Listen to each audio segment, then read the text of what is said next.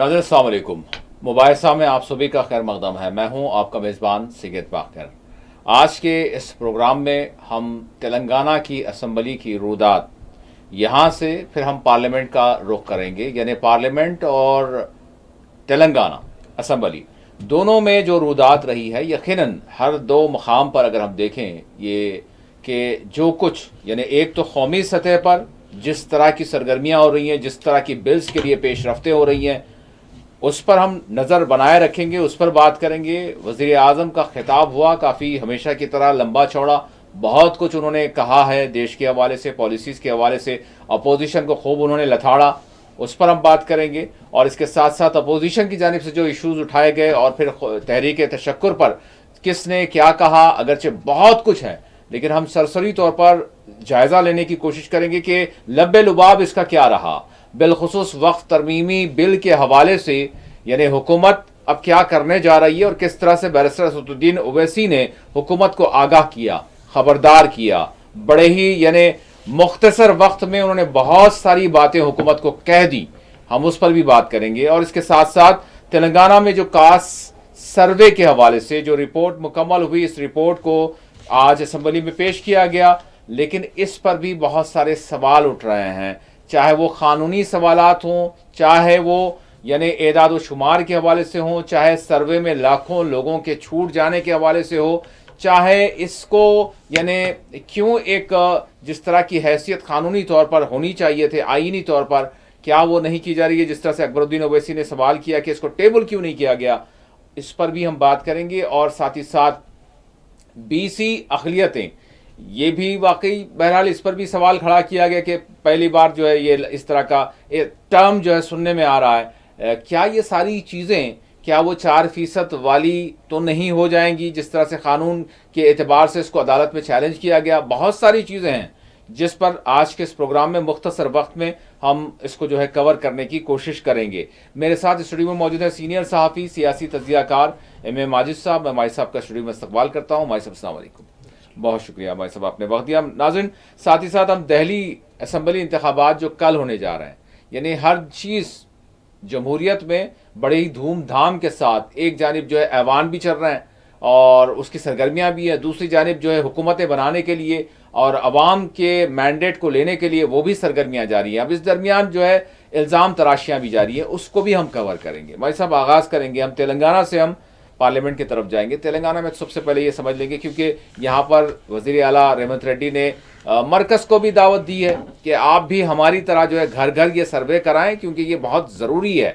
जिस तरह से सर्वे करवाया गया है तबक़ाती बुनियादों पर, कास्ट सेंसस जो करवाया गया है, तो भाई साहब थोड़ा सा इसका आगाज़ मैं चाहूँगा कि ये किस तरह की जो कुछ रिपोर्ट भी बहरहाल पेश की गई, इसकी थोड़ी सी आइनी हैसियत और इसको जिस तरह से पेश किया गया उसका जो ज़ाब्ता है वो, और फिर क्या कुछ चैलेंजेस है और कितना वाकई कारनामा हुआ है ये। जी भाई साहब। जी, बहुत बहुत शुक्रिया। देखिए, जो भी उसका तरीक़ेकार, क़ायदा, क़ानून, दस्तूर, जमहूरियत, अब ये सब बातें किताबों की रह गई हैं, अमल कुछ नहीं है। मैं जो कास्ट सेंसस यानी ज़ात पात से मुताल्लिक़ जो सेंसस का जो मामला आज असम्बली में इजलास बुलाया गया, तो ये इजलास किस नौयत का था, क्या नहीं था, ये बताना मैं समझता हूँ कि जिस तरीक़े से राहुल गांधी ने भारत जोड़ो यात्रा के दौरान लोगों से मिलने के बाद कहा कि भाई हिस्सेदारी सबकी, उसकी तादाद होनी ज़रूरी है। जब किसी मरीज़ का इलाज करते हैं तो उसको जो है उसका एक्सरे लेते हैं, तो कहा कि उसके लिहाज से उन्होंने कहा कि भाई ये यहाँ जो मसाइल हैं, गुर्बत के मसाइल, फला मसाइल, बेरोज़गारी, जो भी मामले हैं, तो पहले देखेंगे तो हिस्सेदारी किसकी कितनी होती है। तो उन्होंने एक कॉन्सेप्ट दिया कि नहीं, कास्ट सेंसस यानी ज़ात पात पर मबनी जो है मरदमशुमारी गिनती करनी चाहिए। ठीक है, कर्नाटक में हुई, किस नौयत की वो अलग सवाल है, हम कर्नाटक से तो बात नहीं करेंगे, तेलंगाना की बात करेंगे। तेलंगाना में 1 नवंबर से 30 नवंबर तक ये मामला हुआ। वो किस हद तक हुआ, वो फुल प्रूफ बिल्कुल नहीं हुआ, वो अलग सवाल है। उसमें कितने लोग छूट गए या कितने लोग खुद भी नहीं दिए, चूँकि उसमें जिस किस्म से क्वेश्चनर बनाए गए थे जी, वो क्वेश्चनर बिल्कुल एक अजीब किस्म के क्वेश्चनर थे, जिससे लोगों को डाउट हो गया कि कहीं ये NRC CA का मामला तो नहीं है, लिहाजा ये बिल्कुल उसका मामला रख दिया गया। रही बात प्रोसीजर की, ठीक है, कोई रिपोर्ट टेबल होती है असेंबली में तो उससे पहले कैबिनेट मंजूरी करती है, तो खैर कैबिनेट का इजलास भी हुआ, यानी असेंबली के इजलास से पहले कुछ हुआ। लेकिन आम तौर पर ये होता है, आप देखें कि पार्लियामेंट का इजलास हो या असेंबली का इजलास हो, जी, मैं तकरीबन 85 से असेंबली का इजलास कवर करता रहा हूँ, और कभी दिल्ली जाता हूँ तो पार्लियामेंट भी देख के आता हूँ। तो मैं ये देखा कि रिवायत ये रही हमेशा से, जब भी नए साल में यानी मुखन्ना के इजलास शुरू होते हैं जी, तो आम तौर पर वो बजट इजलास से शुरू होते हैं। बजट इजलास हो या फिर नए साल का जो इजलास बुलाया जाता है तो वो जो दस्तूरी सरबराह होते हैं उनके एड्रेस से होता है। पार्लियामेंट के लिए प्रेसिडेंट ऑफ इंडिया और स्टेट्स के लिए गवर्नर्स। यहाँ क्या किया गया, यहाँ विंटर सेशन दिसंबर में हुआ था, उसके तसलसल को रखते हुए गया, उसके तसलसल को रखते हुए वो इजलास एक प्रोरोग बोल के एक जो है लेजिस्लेटिव अफेयर्स में एक लफ्ज़ है जी, जिसके माने ये होते हैं कि दस्तूरी सरबरा असेंबली जो है स्पीकर तो अर्जन करता है जी हाँ। इन बोलते हुए, जी हाँ। प्रोरोग के माने हतमी तौर पर ख़त्म वो सेशन, हतमी तौर पर ख़त्म नहीं किया गया उसको, उसको जी। प्रोरोग नहीं किया गया, उसको कंटिन्यू रखा गया। जी। और एक बात, कंटिन्यू रखा, ठीक है, कंटिन्यू आप करें कर सकते, जी, लेकिन जब नया इजलास शुरू होता है तो उसमें कौमी तराना बजा जाता है। ये नया इजलास नहीं था, ये तो लिगेसी थी विंटर सेशन की, जी हाँ, कंटिन्यूशन था जी, उसमें ये बताने की क्या, इसमें जरूरत खदे नहीं होता।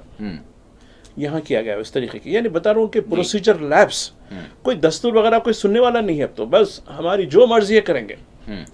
और एक बात है, ठीक है, कास्ट सेंसस किस नौयत की हुई, क्या हुई, उसमें क्या क्या लूपहोल्स है, जैसा अभी आपने अकबरुद्दीन ओवैसी जो जिस तरीके से उन्होंने डिबेट की उसमें उन्होंने बहुत सी बातें की, तो खैर वो, लेकिन एक बात ये है कि मैं भी कई रिपोर्ट्स, मुख्तलिफ कमीशनों की रिपोर्ट्स, फला रिपोर्ट्स, ये रिपोर्ट, हत्ता के CAG की रिपोर्ट्स, ये भी जो है टेबल होती और मीडिया को पब्लिक में दे देते, यानी इट्स ओपन, मीडिया के जरिए मतलब पब्लिक को चले जाती, वो जी, ओपन हो जाती है, हाउस में पेश करते हैं। यहाँ रिपोर्ट ठीक है भाई, रिपोर्ट तो पेश हम जो है कैबिनेट ने जो है, और आप देखिए 11 बजे का टाइम दिया, कल ही हमको बुलेटिन आया कि 11 बजे जो है असेंबली का इजलास होगा, उससे पहले 10 बजे कैबिनेट का मीटिंग होगा। तो कैबिनेट मीटिंग में तो मीडिया तो इनवाइट नहीं था, अलबत्ता 11 बजे से मीडिया को कहा गया, और मीडिया को ये भी कहा गया कि मीडिया को नए पासेस नहीं है, कहा कि अरे पिछले जो तुम्हारे पास जो अब उसकी वैलिडिटी खत्म हो चुकी है, ये वो ये इस्तेमाल कर लें। वैलिड कर क्या क्या कर रहे हैं ये लोग, यानी पिछले अगस्त में ख़त्म हुए ये वैलिड हमारे, उसमें हमको विंटर में भी दिसंबर में बोले ठीक है ये चला लो भाई, अब साल ख़त्म हो रहा ना, नए कार्ड दे देंगे, नए कार्ड नहीं दिए गए। अब कहा कि मीडिया से नहीं वो आप पुराने कार्ड चला लो, हम आप अलाउ कर देते हैं आपको, ठीक है। और एक बात, ये रिपोर्ट टेबल करने का है ना, टेबल करने के लिए क्या करें, CM साहब जो है आके उसकी कुछ जो है इतने इतने हैं, ये है SC 17%, ST 10%, माइनॉरिटी 12.58%, OBC जो है 42%, ये इस तरीके का आंकड़ा पढ़ने लगे, पढ़ के ये है तो 1 2 3 पॉइंट्स बढ़े उन्होंने जी, और बोले कि भाई, फिर अकबरुद्दीन ओवैसी ने कहा कि भाई आप रिपोर्ट टेबल तो कर दीजिए ना पूरी, नहीं ये मामला जो है प्राइवेसी का मामला हो जाता है, क्योंकि इसमें हर एक के प्राइवेट जो है डिटेल्स है, वो हम नहीं दे सकते। फिर करे क्यों भाई, फिर ये तमाशा क्यों बनाए कि इतने दिन तक जो है वो हम पेश करेंगे, फिर उसके लिहाज से हम लोग करेंगे। तो जब ये रखना ही था, आपको जो है महफूज रखना था, तो टेबल करने की ज़रूरत क्या थी, ठीक है आप बोल देते ठीक है इस तरीके से। और एक बात ये कि देखिए, रियासत में अवाम किसी को अपोजिशन की जिम्मेदारी दी, किसी को रोलिंग करने की जिम्मेदारी दी, ये इस पर पेश होने से ठीक है कैबिनेट की मंजूरी ली, उससे पहले हम ये सेशन बुला रहे हैं, 8 पार्टी मीटिंग करके ये 30 रखना था, ये प्रोसीजर लैप्स बता रहा हूँ, इसने नहीं की। अब रही बात एक करारदाद, ये पूरा डिबेट होने के बाद एक रेजोल्यूशन पास हुआ कि मरकज से फलां करेंगे, ये करेंगे, और जो कैप है 50% उसको जो है वो कैप को ओपन कर रहा है, बढ़ा के करना है, ये करना है। इससे क्या होने वाला है, इससे क्या इम्प्लीमेंट होने वाला है, और इतने लैब्स हुए हैं, तो ये एक मामूली जो है, अरे तो हमने तो बड़ा कर दिया, हमारे उनके लीडर को बताने के लिए, देखो राहुल गांधी साहब हम तुमने हम कर दिया है, फला है, ये है। अब वो भी उनको ये ज़मीनी हकीकत मालूम है नहीं मालूम, अलग सवाल है, लेकिन अब वो क्रेडिट आज पार्लियामेंट में लिए उन्होंने क्रेडिट, देखो हमने ये करके दिखा दिया, फला कर दिया। लेकिन इनकी हिस्सेदारी कैसे देंगे, बताना चाहता हूँ मैं खुद। ठीक है, राहुल गांधी तो हलवे की बात कर रहे थे बजट में, हलवे में कितने लोग हलवा खा रहे हैं, कितने लोग हलवा बना रहे हैं, छोड़िए। लेकिन मैं तेलंगाना की बात करूँगा। तेलंगाना में किसकी हिस्सेदारी कितनी है, माशी हिस्सेदारी, समाजी हिस्सेदारी और सियासी हिस्सेदारी। पूरा देखिए, मिनिस्टर का लीजिए, कितने मिनिस्टर कितने बने हुए हैं जी। ठीक है, मैं माइनॉरिटी का जिक्र नहीं करूँगा, माइनॉरिटी आपके मुताबिक। और आप देखिए 2011 के सेंसस में आदादुशुमार 1, आधार कार्ड की जो इनरोलमेंट हो रहा है जी, उसमें 1 पॉपुलेशन, इनका जो सर्वे हो रहा है उसमें 1। और एक बात बताना चाहता हूँ, 2014 में एक सर्वे हुआ था बीआरएस पार्टी आने के बाद, वो तो बेचारा सामने ही नहीं आया वो कितने हैं क्या नहीं है, 10 साल से ज़्यादा हो गया। तो ये पूरे का पूरा एक किस्म का जो है एक मौकरी बना के रखा है इन्होंने। इससे बीसी तबके को या किसी को, या ये समझ लीजिए कि अरे मुसलमानों को या माइनॉरिटी जो भी हो पसंद, एक हिस्सेदारी की गारंटी है नहीं है इसके बारे में तो कुछ नहीं कह सकते, क्योंकि ये बिल्कुल एक पब्लिसिटी एक्सटेंट है, ये मैं समझता हूँ उसकी लिहाज से होगा। एक और अभी भी असेंबली चल रही है, अभी भी आप जब हम बात कर रहे हैं असेंबली चल रही है, अब उसमें एससी कैटेगराइजेशन का मामला चल रहा है। एक जस्टिस शमीम अख्तर वलकर थे, उनके सदारत में ये कमीशन बैठा, कमीशन ने रिपोर्ट दी, वो रिपोर्ट भी टेबल नहीं हुई आज जी। अबरदीन ओवैसी और दूसरे लोगों ने ये, अरे भाई रिपोर्ट टेबल पर गई नहीं, वो बोल नहीं सकते। अलबत्ता ये 3 जो है हम पढ़ के सुना रहे हैं, इसमें जो है ये तबके को, इसमें 59 तबके हैं एसटी दलितों में, तो इनको इतना हिस्सा देना, इनको इतना हिस्सा देना, इनको इतना हिस्सा देना बोलकर है। फिर क्रीमी लेयर की बात की गई, तो नहीं वो हम एक्सेप्ट नहीं करते क्रीमी लेयर। उसमें ये बताया गया कि जो भी यानी लोग मतलब एमएलए बन जाते हैं, एमपी बन जाते हैं, मेयर बन जाते हैं या आईएएस ऑफिसर बन जाते हैं, अब इनको बेनिफिट की, रिजर्वेशन की बेनिफिट नहीं होनी चाहिए, इनको खत्म कर दीजिए, उनकी जगह दूसरे लोग आएंगे वही तबके के। नहीं ये चीज़ हम कबूल नहीं करेंगे बोल के इस पर काफ़ी बड़ा हो रहा। और अभी भी डिबेट चल रही है, आप देखिए असेंबली की साइड जाकर देखिए, डिबेट ओपन है, शायद पता नहीं रात में कब तक चलेगी। लेकिन ये इससे क्या होने वाला, जबकि सुप्रीम कोर्ट की 7th रुकनी बेंच ने, पूरी कॉन्स्टिट्यूशनल बेंच बनी थी, इसने कैटेगराइजेशन को ओके किया था। अब रियासत से कहा कि वो अपने लिहाज से, चूंकि हर रियासत में दलितों का अलग अलग जो है जाते हैं, कोई मुश्तरका जाते हैं, कुछ अलग अलग जाते हैं, हर इलाके में अलग अलग जाते हैं, तो उसके लिहाज से आप वो कैटेगराइजेशन करने के लिए कहा, तो उसके लिए उन्होंने अदालत की हुकूमत पर एक जुडिशल कमीशन बिठाया जी, जस्टिस शमीम अख्तर की सदारत में। कमीशन ने अपनी रिपोर्ट दे दी, ठीक है भाई ये तबका इतना है, ये तबका इतना है, इसके लिहाज से इतना देना चाहिए, इसको इतना देना चाहिए, क्रीमी लेयर भी करना चाहिए, ये सब दे दिया। नहीं वो तो सब ठीक है, ऐसा कर देंगे, लेकिन क्रीमी लेयर नहीं करेंगे। क्यों?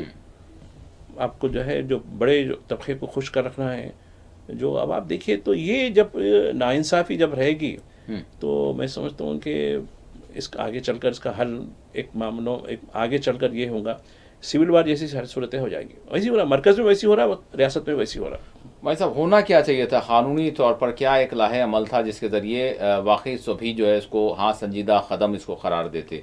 होना क्या चाहिए था? जो जिस तरह से अभी तो सारी चीज़ें जो है यानी जो खामियां हैं वो चीज़ हो गई, लेकिन होना एक्चुअल क्या चाहिए था, क्या करना चाहिए था? क्योंकि हुकूमत जो अपनी इंटेंशन जो बता रही है वो तो बड़ी अच्छी मालूम हो रही है।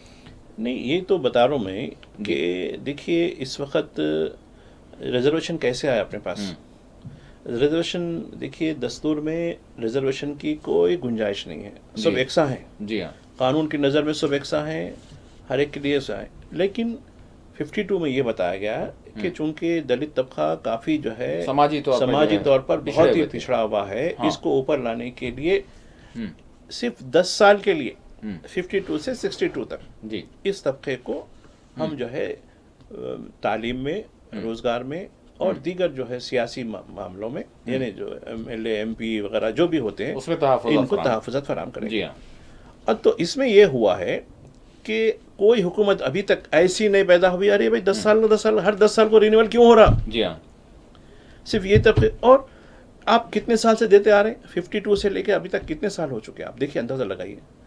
7 दहक गुजर चुके हैं, 7 मरतबा हुआ, ये 7 मरतबा हो गया। जी। उसके बावजूद पसमानदगी दूर क्यों नहीं हुई? हम्म, हम्म, और एक तबका दलितों में अपर कास्ट बन गया वो, हम्म, खासकर मैं माला तबके के, हालांकि अच्छे लोग हैं इसमें भी, हम्म, तो उन्होंने डोमिनेट करके जो है जीते हुए, जैसा कि मोची का तबका है, फला तबका है, ये तबका है, जानवरों का वो करने वाला मतलब हम्म, तबका, ये तबके, तो उसको बिल्कुल आज भी देखिए आप, दलित चप्पल सीता बैठा होगा कहीं छोटी ढालिया के सड़क के किनारे, हम्म, आज भी दलित कहीं ना कहीं जो है अपने जो है सैनिटेशन का वर्क करता होगा, दिखता जी, होगा, जी, आज भी कहीं किसी डस्टबिन के अंदर वो प्लास्टिक चुनता नजर आता होगा। जी, जबकि आपने इस पिछली हुकूमत ने 10 लाख रुपए का जो है रैयतु बंधु दिया हुआ, मतलब दलित बंधु दिया था, क्या हुआ फिर उसका? हम्म, नहीं, बताना चाहता हूँ, बिल्कुल, ये पूरे तरीका, मैं सोचता हूँ कोई संजीदा नहीं है, और मरकज तो है ही नहीं। मरकज तो जिस तरीके से, मरकज तो मनुस्मृति पे अमल कर रही है इस वक्त पूरी तरीके से, क्योंकि मैं अभी भी कई ऐसे केस है, हालिया दिनों में महाराष्ट्र में एक बड़ा वाक़या हो, वो माफ कीजिए कर्नाटक में बड़ी कोशिशों से, एडमिनिस्ट्रेशन की कोशिशों से कहा कि भाई सबके लिए मंदिर है, दलित को भी जाना चाहिए। तो दलित तो है, कुछ एक फैमिली गई, जाने के बाद गंगा जल मंगाकर उसको शुद्ध किया गया, सफाई की गई, और बड़ा एहतजाज किया गया, ये हमारे को अपवित्र कर दिया, यानी इसको जो है, इसकी जो मुक़द्दस चीज़ थी उसको जो है नहस कर दिया आपने। तो ये क्या समाज में ख़त्म हुआ? ये नहीं हुआ। कितने लोग मरकज़ में, अब आप देखिए हलवा की बात कर रहा हूँ, कोई दलित था उसमें? तो ये मरकज़ से लेके रियासतों तक, ये एक मानों में डेमोक्रेसी के नाम पर एक किस्म की, मैं समझता हूँ कि जैसा कि राजा महाराजा कैसे हो गए वैसी हो गए। और एक बार इख्तियार छोड़ने के बाद मुझे याद है मनमोहन सिंह को शिकस्त हो गई थी 2014 में जी, उनकी स्पीच जो है वैलिडेट की उनकी मतलब विदाई जो है तकरीर सुन रहा था मैं जी, तो उन्होंने कहा कि ठीक है, बड़ी मैं हिंदुस्तानी अवाम का शुक्रिया अदा करता हूँ, उन्होंने अपना ख़त एतमाद दिया। यकीनन मुझे और कांग्रेस पार्टी मतलब मेरी लीडरशिप में जो है शिकस्त हुई है, लेकिन मुझे खुशी इस बात की है कि जमहूरियत जीती है। और उसके बाद 2014 के बाद इनको हराना मुश्किल है, क्योंकि एजेंसियाँ इनकी हो गई, अदालतें इनकी हो गई, बल्कि इलेक्शन कमीशन भी इनका हो गया। कैसा हरा सकते हैं अब इनको? अब बस ख़त्म। तो ये फार्मूला इस्तेमाल हो रहा है। तो अब इसमें जब जमहूरियत बरकरार रहेगी नहीं रहेगी, अब आप देखिए कुंभ में क्या हो रहा है, एक किस्म का यानी अजीब श्रद्धालु करके, मैं भी सुन रहा था, एक बड़े आपके प्रोग्राम में भी आते हैं वो साहब, दिल्ली से जो है उनका प्रोग्राम सुन रहा था, उन्होंने कहा कि नहीं, एक एंगल ढूंढ रहे हैं, हमारे पास एक अच्छी इत्तला ये है कि इन्होंने 100-150 लोगों को जो है कॉन्स्पिरेटर्स यानी जो साजिश करने वाले उनको पकड़ लिया है, कैमरे में पकड़ लिया है, उनको बहुत अनकरीब जो है पब्लिक में लाएंगे, लाके बताएंगे कि ये बहुत बड़ा षड्यंत्र, कुछ हाँ हिंदी लफ्ज़ ये षड्यंत्र यानी साजिश, हाँ साजिश है, और उसमें ख़ास तबका जो है इसमें रहा है। जबकि वो तबके को आप उस पूरे इलाके में आने नहीं दिए, लेकिन वही तबके ने अपने घर, अपनी मस्जिद, अपनी खानखाएं, अपनी सब चीज़ें उनके लिए खोल के रख दी, लेकिन कोई गोदी का मीडिया उनको कवर नहीं किया। भाई साहब, बिल्कुल हम दिल्ली की तरफ भी जाएंगे, उत्तर प्रदेश और दिल्ली के इंतखाबात और पार्लियामेंट का भी, लेकिन उससे पहले तेलंगाना, चूँकि हम ब्रेक पर भी जाएंगे, उससे पहले मैं जानना चाहूँगा कि मुआशी पसमानदगी दूर करने का मकसद है ये जो सर्वे कहीं ना कहीं हुआ है जिस तरह से, तो मैं जानना चाहूँगा कि अब इसमें ये जो BC अक़लियत का जो टर्म दिया गया है, इस पर भी बहरहाल बीजेपी की जानिब से भी जो सवाल किया गया, तो इन जनरल अब लोगों ने जिन्होंने, अच्छा फिर इसमें लाखों लोग छूट भी गए, सिर्फ GHMC की बात की जा रही है कि 30 लाख लोग छूट गए, बिल्कुल सही है। मामला क्या है? मैं जानना चाहूंगा कि क्या होगा अब आगे। आम लोगों को तो कुछ पता नहीं है इस हवाले से कि भाई हुआ क्या है, हमने जो दिया, हमारा जो नाम लिया गया, अब क्या होगा हमको उससे फायदा? मैं जो समझता हूँ यहाँ दो इशू है आपके जी। एक तो जिनका सर्वे नहीं हुआ है, नंबर 1। नंबर 2, ये BC मुस्लिम लिखा गया, माइनॉरिटी ने BC मुस्लिम। इसमें यह है देखिए कि मुसलमानों में BC कमीशन बैठा था एक, आपको याद होगा 2005 की बात है, 2004 और 5 की बात है जी, जब यूनाइटेड आंध्र प्रदेश थी। तो इसमें कुछ तबकात को, जैसा कि मान लीजिएगा शेख हैं तो वो BC में आ जाते हैं, बल्कि 11 तबका या 12 तबका ऐसी इसमें होगा। अलबत्ता सैयद, स्नायशी, हाँ पठान, ये लोग, हाँ ये लोग जो है उस कैटेगरी में नहीं आते, तो वो क्लासिफिकेशन की गई। देखिए अब इसको तो खैर जो सियासी लोग हैं उसको तो मौका ही मिलता है ना, तो ये जो क्लासिफिकेशन है उसमें सबसे जो है पठान, सैयद और एक मुगल। हाँ मुगल, ये दो तीन जो जिनके जो है जो रूट्स हैं, खानदानी रूट्स हैं, तो ये इनको ओसी में रखा गया। ओसी है जी हाँ। तो वो पहले भी जो है बीसी जो 4% चल रहा ये उन पर लागू नहीं होता। तो अब जिनको जैसा बीसी ई के तहत जितने लोग आते हैं उनको बीसी मुस्लिम्स कहा गया। तो उसमें ज़्यादातर जो है खासकर जो तबके के हैं, जो इन चार तबकों से हटकर जो तबकात हैं उनको उसमें शामिल किया गया। तो वो क्लासिफिकेशन है। अब आप देखिए, पता नहीं हुकूमत इसकी वजाहत पर नहीं करी, सीएम भी नहीं करे, अब पता नहीं ये चीज़ें हैं, लेकिन जहाँ तक हमने जो लोगों से बात की है और इससे पहले चूँकि इससे जो कमीशन कृष्णमंग कमीशन जो है और इसके बारे में जो रिजर्वेशन के बारे में जो एक उस वक्त के एक वजीर थे, अभी भी कांग्रेस में हैं वो, उनसे भी हमने जो है इस सिलसिले में वजाहत की। तो उन्होंने कहा कि देखिए ये जो मामला है बीसी मुस्लिम्स कहकर वो तबकात हैं जो यानी सैयद, पठान वगैरह या अरब हटकर हैं, उनकी गिनती है ये, और वाकई मेजॉरिटी उन लोगों की है मुसलमानों में। हाँ बिल्कुल। वैसे मुसलमानों में क्लासिफिकेशन नहीं है, ये लोग आपस में शादियां कर लेते हैं, ऐसा कुछ भी नहीं है, सब कुछ है। लेकिन चूंकि वो उनकी यानी माशी तौर पर बनाने के लिए हमने ये कैटेगरी बनाई थी और कमीशन बिठाया था, तो उस कमीशन के लिहाज से हमने जो है ये किया, क्लासिफिकेशन किया। अच्छा, इसमें माशी तौर पर भी नहीं कहा जा सकता शायद, ज्यादा नहीं ज्यादा। अच्छा, खुद मरकज ने इसी को देखते हुए EWS इकोनॉमिकल वीकर सेक्शन, जिसमें आला जात के लोग नॉर्मली जिस तरह से कहा गया, तो फिर भाई साहब वो क्या है फिर इसमें? वो देखिए हुकूमत ने जैसा तेलंगाना की बात करता हूँ मैं, जिसमें ये शामिल है, सैयद है, मुगल है, पठान है, शामिल है, सभी आते हैं इकोनॉमिकली बैकवर्ड। इसमें यह है कि जिनकी सालाना आमदनी जो मुकर्रर की गई है, यानी खते ज़ुर्बत से जो है कम वाली, यानी जो पुअर्टी की जो लाइन होती है उससे जो कम है, जैसा कि मान लीजिए 2 लाख रुपया सालाना अगर किसकी आमदनी है उससे कम है, तो उसको EWS कहते हैं। लेकिन उसमें ये शामिल नहीं है जो बीसी है। नहीं ये सभी आते हैं, इसमें सभी आ सकते हैं, लेकिन आला जात का नहीं ये ब्राह्मण है, इकोनॉमिकल बैकवर्ड का जो है वो सिर्फ इनकम की बुनियाद पर है जी। अब ये जो EWS है, इकोनॉमिकल वीकर सेक्शन, जिसको प्रधानमंत्री ने बाकायदा तौर पर जो है पसमानदा मुसलमान, पसमानदा ने आला जात के जो मुसलमान है वो लोगों की ये शिकायत थी कि भाई हमको हर चीज में पीछे रख दिया गया है। नहीं ये जो है इकोनॉमिकली बैकवर्ड का जो सेक्शन है उसका क्राइटेरिया इनकम है। वो ये तबका नहीं है, ये फलां पठान हो, सैयद हो, इवन शेख भी हो जो बीसी में आते हैं। और अलबत्ता एक चीज है, मरकजी रिजर्वेशन की जो ओबीसी की लिस्ट है उसमें कुरैश बिरादरी उसको डिक्लेयर किया गया है जी। और कुरैश बिरादरी इसमें भी बीसी के तहत भी आती है।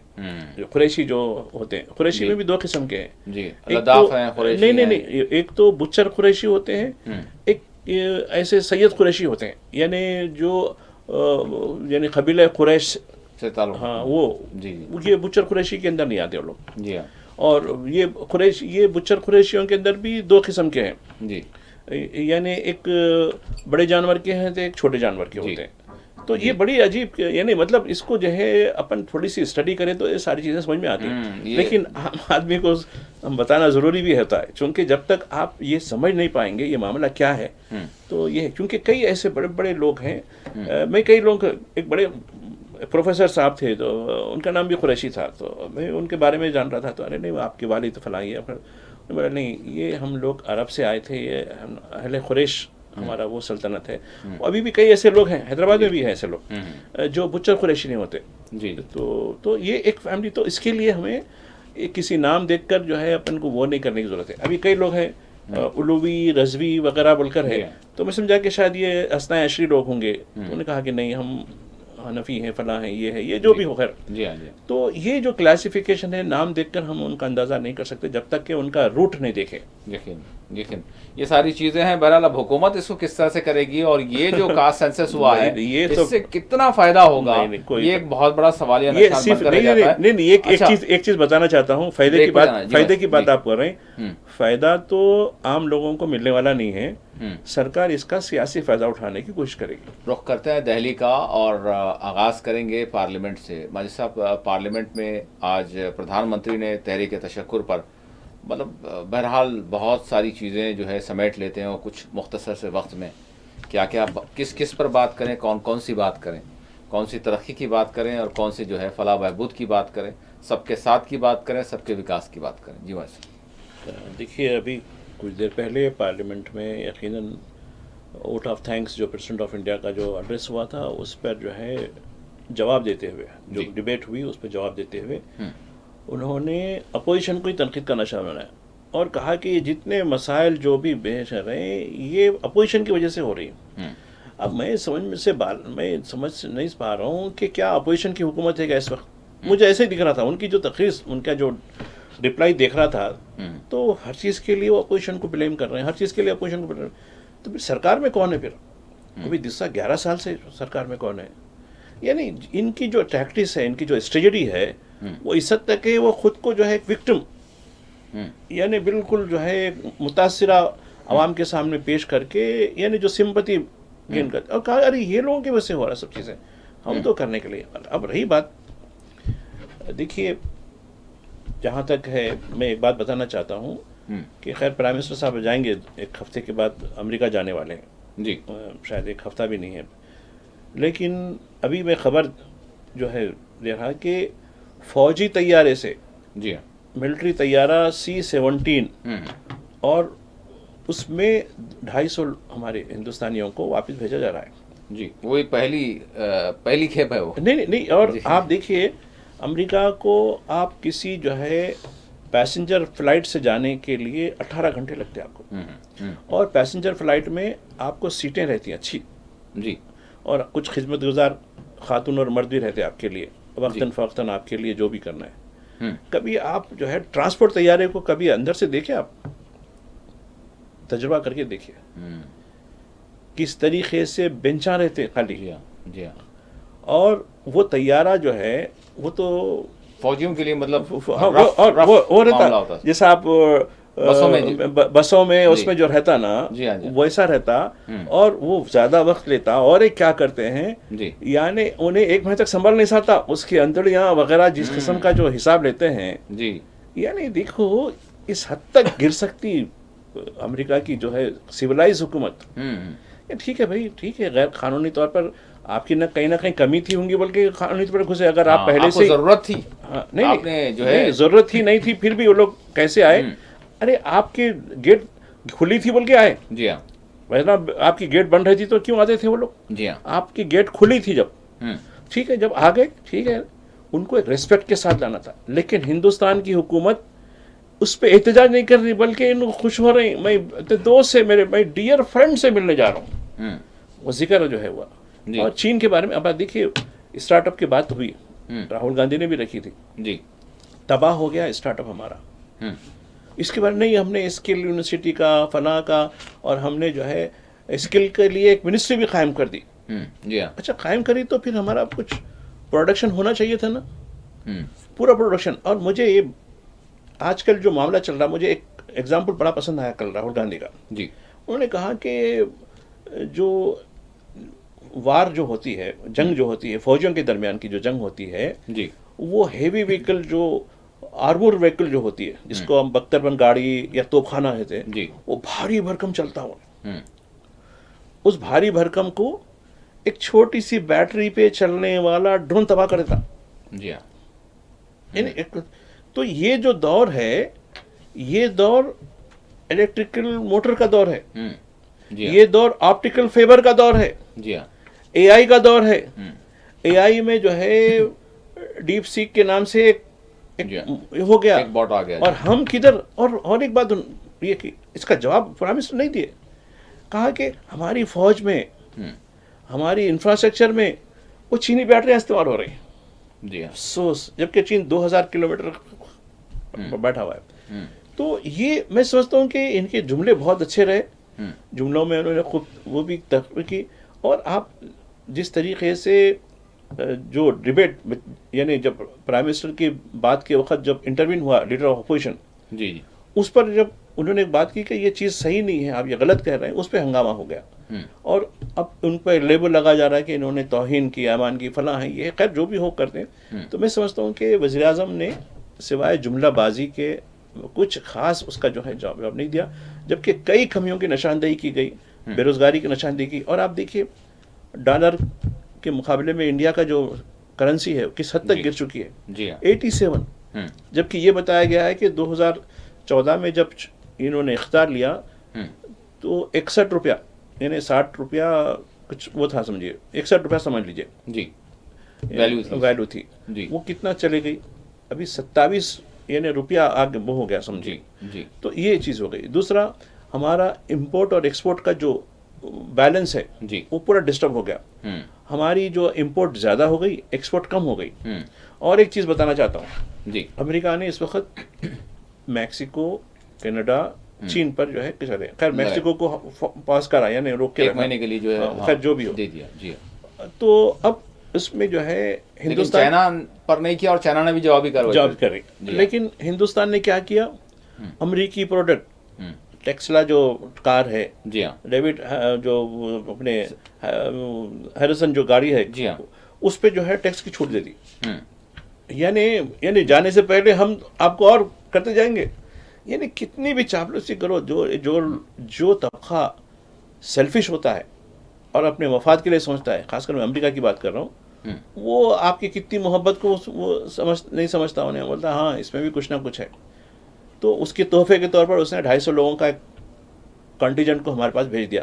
ठीक है जनाब, ये आप आ रहे ना, आपके लिए मैं तोहफा भेज रहा हूँ। देखिए गुलदस्ते के साथ 2,500 लोगों का जो है गुलदस्ता, वो भी फौजी गाड़ी के अंदर। जी हाँ। और बहुत आप अफसोस की देखिए बात। 1 महीने तक नहीं संभाल पाएंगे वो लोग, बल्कि हाँ, उससे बढ़कर बहुत भी तकलीफ। कमज़ोर रहा भी तो उसकी हालत क्या होगी मुझे खुद, क्योंकि जब लंबे सफ़र पर हम खुद जब जाते हैं कभी फ्लाइट में, तो एकदम जो टायर्ड हो है जाते जेट हैं। लॉक हो जाता है। जी हाँ। 2 दिन 3 दिन तक कि हमको सारी जो है मतलब मुसाफिर बरदार तैयारा होता है तो सारी सहूलियात होती हैं उसमें। उसके बावजूद उसके बावजूद ये फौजी जेट- तैयारा तो बिल्कुल बरक्स होता है। जी हाँ। तो ये हमारे प्राइम मिनिस्टर हैं। अब देखिए पार्लियामेंट में झूठ के सिवा और क्या कर सकते हैं।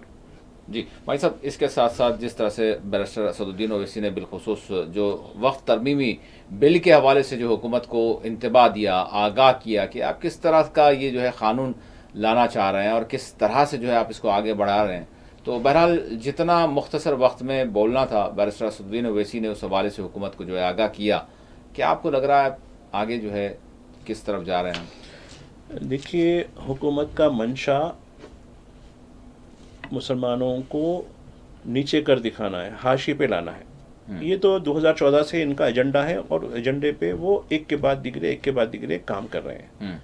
और जिस तरीके से यूनिफॉर्म सिविल कोड के बारे में, जैसा उत्तराखंड, अब फिर अब गुजरात भी शुरू हो गया, अब कल महाराष्ट्र शुरू करता, उत्तर प्रदेश भी शुरू करता, आसाम भी शुरू करता, ये कर देंगे, फला कर देंगे। और आप देखिए वो ड्राफ्ट, वो मतलब अब तो कानून बन गया है वो जी। मैंने ड्राफ्ट देखा था उसका, उसमें सब कई तबकात को कंसेशन है, मतलब एग्जम्पशंस है। जैसा ट्राइब्स को एग्जम्पशन है, हिंदू जो विरासत का जो कानून होता है उसको एग्जम्पशन है, यानी जितनी, तो ये चीज़ें सिर्फ ये हरे मुसलमान ऐसा करते लिहाजा इनको छोड़ते। CA और NRC ये भी वही है। तो ये कड़ियाँ जो है ये पूरी का पूरा इनको हाशिए पे लाना है। इनको सरकारी मुलाजिमत, इनके लिए दरवाजे बंद हैं। अब आप देखिए 1% भी नहीं रहेगा अब तो। पहले तो भी कुछ हुआ करते थे, वो ख़त्म। इनको सियासी तौर पर यतीम करना है। कभी कोई किसी को टिकट दिया इन्होंने, सिवाय जम्मू कश्मीर में, वो भी उसकी हालत देख के वो भी चंद लोगों को दिया जी। उससे हट के किसी को दिया टिकट इन्होंने? असेंबली का दिया न पार्लियामेंट का दिया। कोई वजीर भी है इनका मुसलमान, जब 15% मुसलमान हिंदुस्तान में होते हैं। जबकि इंडोनेशिया, मलेशिया देखिए जी, मलेशिया में तकरीबन कुछ कम 30% नॉन मुस्लिम्स है, जी हाँ, जिसमें बुद्ध है, हिंदुस्तानी, तमिलियन वगैरह सभी है। जी हाँ। 7 उजरा है, 7 उजरा जो है, जो जिसमें इंडियन ओरिजिन के हैं, यानी बता रहा हूँ मैं। तो ये इनका जो है मुनाफिकाना इनकी जो चाल है, ये तो आपको बिल्कुल पहले से ही है। लिंचिंग किसकी होती है? गाँव रक्षक। आप देखिए खुम के अंदर, हालांकि इतना बड़ी ट्रेजेडी हुई, वो फिर भी वो चिंटुओं को रखे उनके, भाई आज ये कर देंगे, लौ जिहाद हो रहा, गौ कशी हो रही। अब देखो महाराष्ट्र से नतीजा आने बोल के हर थोड़ी देर को कुछ ना कुछ उन्हें बयान देता ही रहता, जहर ही उगलते रहता उन्हें जी। तो इनको कोई छूट नहीं है, इनको कुछ वो नहीं है, इनको बिल्कुल यानी एग्जम्पशन है इनको। ये जो चाहे कह सकते हैं, जो भी चाहे कर सकते हैं। तो ये जो है पूरा मुल्क जो है इस वक्त हिंदुस्तान में मुसलमान बहुत सब्र आजमा हालात से गुजर रहे हैं और इन पर अट्रॉसिटीज़ हो रही है। जी। और ज़री सी बात पर अब आप देखिए, मैं एक बात बताना चाहता हूँ। उत्तर प्रदेश में पुलिस का पूरा मुकम्मल, पुलिस और एडमिनिस्ट्रेशन का जो भी आप मुसलमान के खिलाफ कर सकते हैं, पूरी आज़ादी दे दी गई। एक वाक़या बताए मुझे कि एक शख्स को ऐसी इल्ज़ाम के तहत लाया जबकि वो दवाखाने में था, मजदूर है, उसका कोई ताल्लुक़ ही नहीं है। नहीं नहीं, तेरा नाम FIR में है, वो है। तो देखिए इतनी बर्बरियत है इन लोगों की। तो इसमें ये जब उसकी बीवी छुड़ाने आई, मतलब पूछने आई भाई क्यों मसला इनको ले गए, तो वो है, तो उसको पूछता, अरे तेरी बीवी बड़ी खूबसूरत है रे भाई। तो यानी देखो लालच। ईटा के जो है खुद एक पुलिस इंस्पेक्टर ईटा का देखे होंगे ना आप, तो चंद दिन पहले जी। जेलर बोल रहा है नहीं मुस्लिम औरत होना मुझे ला के दो। वो खुद पुलिस यूनिफॉर्म में वीडियो दे रहा उन्हें, साहब मैं क्या, यहाँ मेरी पोस्टिंग हुई है, जेलर कैसे है। पूरे मुसलमानों को लोग मुल्ला नहीं कहते, उस मुस्लिम मुल्ला मुसलमान कहते हो, औरत मुल्ला नहीं को लाओ। यानी ऑन रिकॉर्ड वीडियो डाल के उसने कहा कि मैं ये ऐसी सिस्टम में हूँ। और आप देखिए खुद खुम में क्या हुआ जी। खुम में एडमिनिस्ट्रेशन में एक जमशेदपुर से आई खातून को सुन रहा था मैं जी। मैं जो है अपने वालिद को ढूंढने आई हूँ। मैं उनकी तस्वीर लेके डॉक्टर के पास गई, तो हाँ इसकी मैयत आई थी बोले लो। हम ढूंढ रहे हैं मिल रही कहीं यहाँ नहीं है, मिसिंग में होगा, मिसिंग डाल दो कि एप्लीकेशन दे दो बल्कि करे। तो यहाँ और मोदी वो योगी जो है दवाखाना आए थोड़ी देर के लिए, जब वाइस प्रेसिडेंट आए थे, जब आए गए यूँ आगे चले गए, नहीं हम आपको मिलाएंगे, नहीं मिलाए। तो वो चीख रही थी हमारे जो है झारखंड में एडमिनिस्ट्रेशन ऐसा नहीं है, हमारी बड़ी मदद करता, फना करता। यहाँ तो हमको बस ऐसा धक्के दे के 6-6 घंटे बाहर रख दिया कि नहीं योगी आने वाले हैं, वहाँ बाहर ठहरो, हम आपको मिलाएंगे। नहीं मेरे बाबा हो, डॉक्टर बोला इनकी मैयत पहले, इनकी डेड बॉडी मेरे को आई थी पहले शिप में, फिर किधर गई। तो यानी इतनी हद तक क्रिमिनलाइज कर दिया सिस्टम को। हालांकि जाफरानी लिबास पहनता है, पूरे सिस्टम को क्रिमिनलाइज कर दिया। पुलिस क्रिमिनलाइज हो गई, एडमिनिस्ट्रेशन क्रिमिनलाइज हो गया। मुसलमानों को करते करते आज खुद अपने लोगों पर लोग शुरू हुए।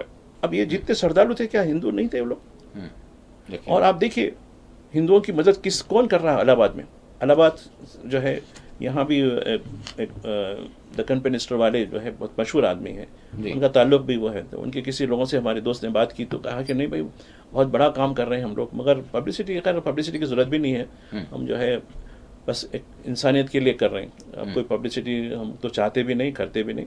नहीं अरे नहीं मोदी ना योगी तो आपका जिक्र ही नहीं कर रहा और ना ही कोदी जी में, तो नहीं, बल्कि उन्होंने कहा कि हम लोग इधर उधर से हमारे पास राशन भी नहीं है तो उनके लिए ला के डाल रहे हैं पैसे ला के। लेकिन इससे कुछ, क्योंकि इनका जो एजेंडा है नफरत का, जी मुसलमान जो है थूक के देता। अभी देखिए उन्होंने बताया, एक वीडियो बताया मुझे जिसमें अपने घर की जो प्लेट्स होती है, अपने घर की जो बर्तन होते हैं, वो बर्तनों से दिया। खैर वो डिस्पोजेबल भी दिए हैं, लेकिन जब ज़्यादा लोग आ गए तो जब ही नहीं, वो निकाल के सब चीज़ें दिए कि भाई ये आप बराबर कर सकते हैं, और वो लोग बड़े उससे खा रहे हैं।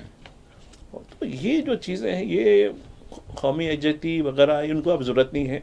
यानी भाई हिंदू भाई है, मगर खुद खुद में जो हिंदू हैं उनके साथ उनका जो सलूक हो रहा है, तो मैं समझता हूँ कि खैर अब ये कौन नुकसान में है। हलाकतों के हवाले से जो चल रहा है, पार्लियामेंट में भी जो है हुकूमत को घेरने की कोशिश की गई, दोनों हुकूमतों से सवाल किया गया, मरकजी सरकार और फिर यूपी सरकार पर भी जो है सवाल उठा के जो है इसमें जो बताया जा रहा है जो फिगर, वो फिगर नहीं है, बल्कि वो फिगर कहीं जायद फिगर है। तो इस हवाले से मतलब क्या, मतलब मीडिया में जो कुछ रिपोर्ट्स आ रही हैं किस तरह से आप देख रहे हैं, एक्चुअल है क्या, वाकई क्या छुपाया जा रहा है? देखिए अभी मैं अशोक वांगड़े साहब को सुन रहा था मैं जी, वो अपने प्रोग्राम में भी आते हैं कभी कभी। तो उन्होंने वसूख से कहा कि ये पूरे तरीके से मीडिया, जो इससे पहले भी कुछ मीडिया वाले बताए, यूट्यूबर्स बताए, उनको पूरी तरीके से ख्वाबों में कर लिया गया। कोई चीज़ सिवाय 30 के ऊपर बढ़ा ही नहीं काटा, बस इतना ही होना है हमारा, उससे बढ़ के नहीं होना है। तो ठीक है, उनके नाम भी नहीं है 30, ठीक है 30 के नाम दे दीजिए, उनके नाम पते। और मैं वो चीज़ बताना चाहता हूँ कि गज़ा में लोगों की हलाकत हुई, कितने लोग कहाँ के थे क्या नहीं थे, आप साइट पे देख लीजिए। जी हाँ, आप भी बता रहे थे जी हाँ कि देखो वहाँ की जो मिनिस्ट्री, हालांकि उनके पास कोई वसाइल ही नहीं है, उसके बावजूद वो, और उन लोगों को अनकाउंट करते थे, जैसा कि बाद में अभी बताया जा रहा था। बिल्कुल उनको अनकाउंट करते थे जिनके सही नाम, सही पते सही नहीं हुए, जी हाँ। उनको अनकाउंट कर देते थे। जी हाँ। जिनको तो यहाँ तो ये कह रहे हैं कि 30 करोड़ लोग आ गए, फरा आ गए, ये तो गिनती हो गई इनकी। जी हाँ। लेकिन वो 30 की गिनती नहीं हो पा रही। वो 30 कौन है भाई, वो कहाँ के है, किधर के हैं, क्या नहीं है, वो तो बता दीजिए। तो ये पूरी तरीके से ये अभी ये मुझे बताया गया कि इसमें एक एंगल ढूंढ रहे हैं लोग। अभी कुछ देर पहले उनका ही मानना है कि ये एंगल ढूंढ रहे हैं कि एंगल में उन्होंने कहा कि हमारा जो एआई सिस्टम है, एआई सिस्टम वो जो है कुछ 100-150 लोगों की निशानदेही करा जो साजिश कर रहे हैं, हम इसको अनखरीब लाने वाले हैं सामने।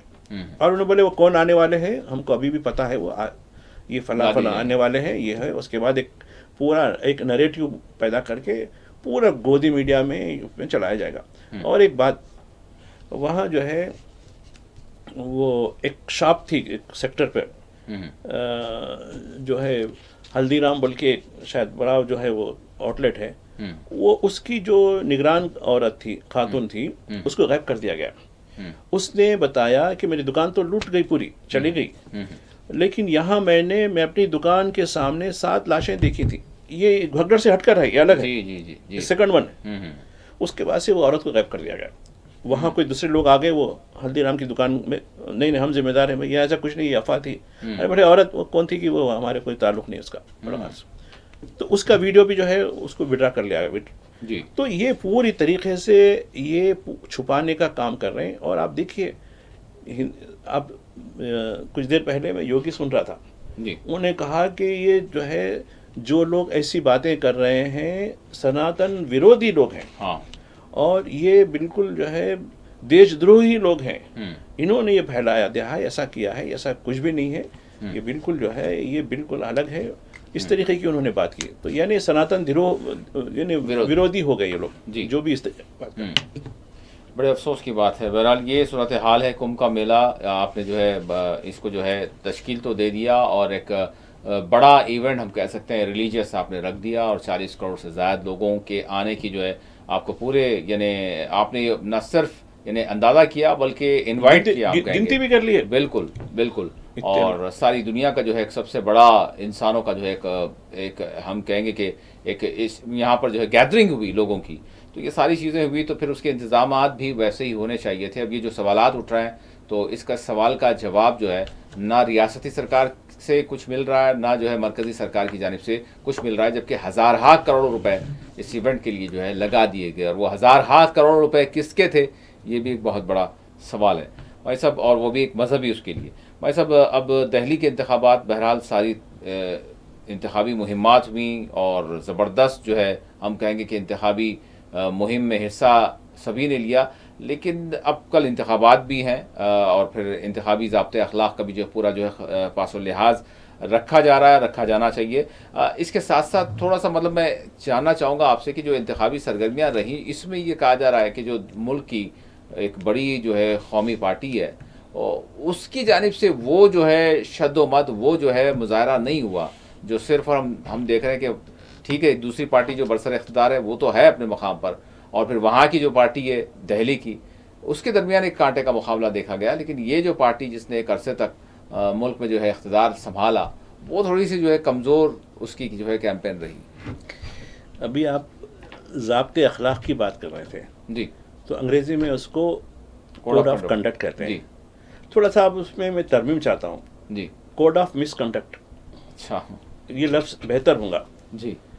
कल शाम में मुहिम ख़त्म हुई, किसी ने वो भिजाया मुझे कि खैर हो सकता है, क्योंकि आजकल हम सोशल मीडिया पर हर चीज़ें सही है नहीं है वसूख से तो हम तो नहीं जा रहे, लेकिन जो बताया गया कि एक पार्टी का सिंबल के अंदर इन्वेलप है, सिंबल के साथ इन्वेलप है जी जी, और उसमें करेंसी नोट है जी, और कितने करेंसी नोट है वो भी है इसके अंदर, और वो डिस्ट्रीब्यूट हो रही है।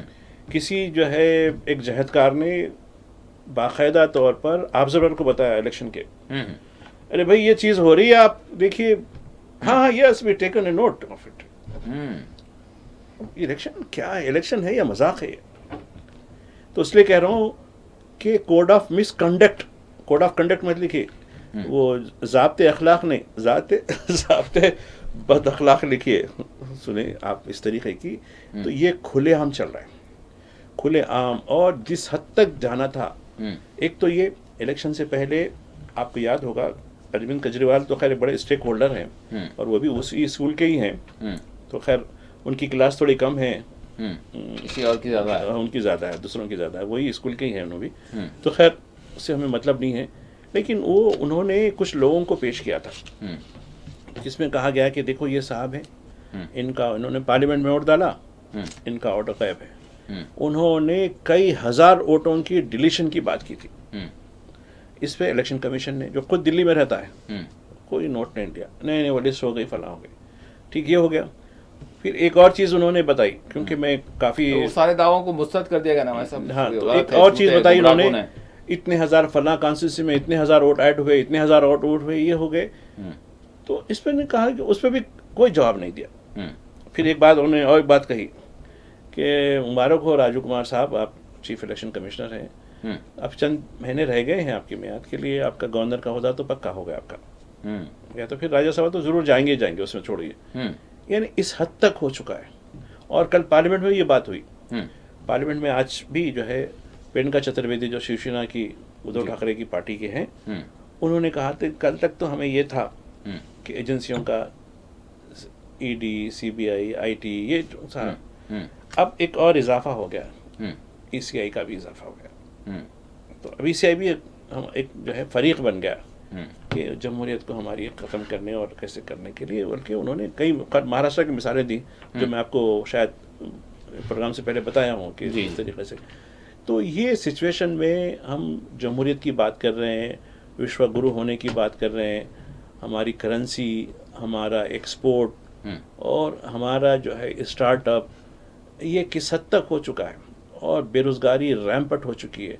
अब ये जो 18,000 या 20,000 लोग किस्त पे वापस आने वाले हैं जी, तो अब ये हमारी उसमें कैसा जो है ये बेरोज़गारी में इजाफा करेंगे, या फिर इनको जो है फ़ौज के अंदर चल रहा ना उनका जो स्कीम है, 4 साल की स्कीम है अग्निवीर के नाम से, शायद उसमें डालेंगे या क्या करेंगे, समझ में नहीं आता मुझे ये आगे चलकर। और एक बात जहाँ तक है इन्फ्लेशन की बात है, अब आप देखिए बजट लाए आप, 50 लाख करोड़ से ज़्यादा का बजट है जी, लेकिन उसमें क्या क्या चीज़ें की गई हैं, कौन सी चीज़ों के ऊपर है, और इससे पहले जो चीज़ें जो अब यानी बजट मंजूर हुआ था उसमें कितना खर्च हुआ है, कितना खर्च मैं बताना चाहता हूँ कि ख़ासकर एजुकेशन में, स्किल डेवलपमेंट में ये, और खैर माइनॉरिटी का तो मैं हिसाब ही नहीं करूँगा जी, क्योंकि उसका तो खैर, इसमें अनस्पेंट बजट, यानी बता रहा हूँ कि दिखाने के लिए तो आंकड़े अच्छे हैं लेकिन खर्च करने के लिए नहीं है।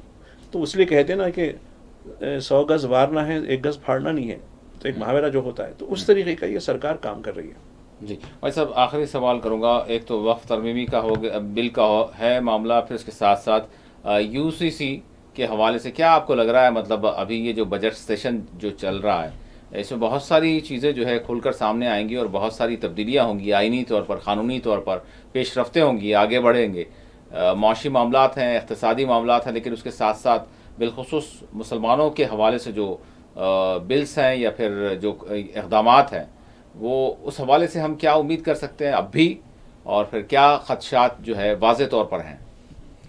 देखिए, ये तो हुकूमत का पूरा मकसद है कि मुसलमानों को पुश टू द वॉल कर देना है, इनको दीवार में छीन देने का है, इनको बिल्कुल जो है, इनको कोई जो जमहूरी बराबर का हक़ है वो हक़ नहीं मिलना है। ये काम तो करने वाले हैं लोग। इसके लिए जैसा कि उत्तराखंड में इन्होंने जो इस तरीके से का जो भी किया यूसीसी का, अब गुजरात में भी कमेटी बनाने का ऐलान किया है कि गुजरात भी हम करेंगे। इसके बाद एक स्कूल शुरू होगा इनका, जितनी बीजेपी की रियासतें हैं, आसाम, उत्तर प्रदेश, अब छत्तीसगढ़ में भी जो है कहा कि भाई ये भी हम शुरू करेंगे। तो अब ये इस पर जो है अब अदालतें क्या रुख लेंगी, कि जबकि अदालत के अब ये नहीं, दस्तूर के 3 बड़े आर्टिकल्स इससे टकराते हैं जी।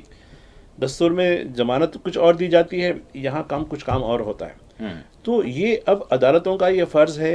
अभी ठीक है, अर्जी आने में टाइम लगेगा अभी, क्योंकि यूसीसी जो उत्तराखंड है उसके बारे में अभी केस डाला जा रहा है, लेकिन क्या अदालतें खुद से सोमोटो इसका लेती हैं, कॉग्निजेंस लेती हैं इसका? नहीं लेती हैं।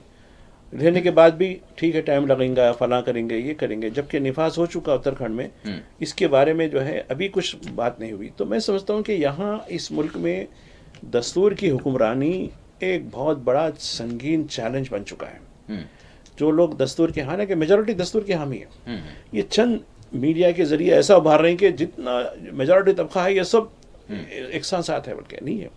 अब आप देखिए, कुंभ मेले के अंदर एक बाबा जो है बोल रहा था, जो कुंभ में नहीं आएगा वो देशद्रोही होगा। तो कुंभ में कितने लोग, जैसा कि बताए 40 करोड़ लोग हैं, मुल्क की आबादी कितनी है, 140 की है। 140 करोड़। तो इसका मतलब ये कि 100 करोड़ लोग मतलब एंटी नेशनल हो गए। तो ये इस तरीके से बातें, और देखिए धर्म अपनी जगह है, धर्म के ज़रिए ही आगे बढ़ सकता है। और आप देखिए, मैं जो अशोका जो राजा थे उनके ज़माने में जिस तरीके से बुद्धिज़्म आगे बढ़ा था, जी भाई साहब, 1 मिनट है हमारे पास। नहीं बताना चाह रहा हूँ। अब ये लोग जिस तरीके से हिस्ट्री को तबाह करके, खैर मुगल की हिस्ट्री को तो तबाह कर दिया, जी हाँ। पिछली हिस्ट्री को भी जिस तरीके से तबाह करके जो काम कर रहे हैं, ये समझ रहे हैं कि इससे हमको आगे बढ़ेंगे, बल्कि ये खुद एक दलदल में फंसते जा रहे हैं। एक झूठ बोलेंगे उसके लिए 100 झूठ बोलना पड़ेगा, 100 झूठ बोलेंगे तो 1000 झूठ बोलना पड़ेगा। तो ये झूठ पर मबनी एक चीज़, ये एकदम रेत की दीवार बनकर जो है उनका किला जो है मिस्मार होने वाला है। और ये खुद खतरे में है, खतरे में है, खतरे में। 1000 साल खतरे में नहीं थे, लेकिन आज ही इनको खतरा जब से 10 साल से दिख रहा है। जी हाँ। तो ये यकीनन जो है वो एक शेर का एक मुहावरा है, शेर आया कह के जो है कहानी हम पढ़ते थे बचपन में, जी। जब लोग बोलते हकीकी मानव। हाँ हकीकी मानव जब आया था तो कोई उसको बचाने जो वाला नहीं समझा होता। तो ये हिसाब होने वाला है। बहुत बहुत शुक्रिया भाई साहब, आपने वक्त दिया। नाज़रीन, इसी के साथ खुसूसी प्रोग्राम मुबाहिसा अपने अख्ताम को पहुँचता है। अल्लाह हाफिज़।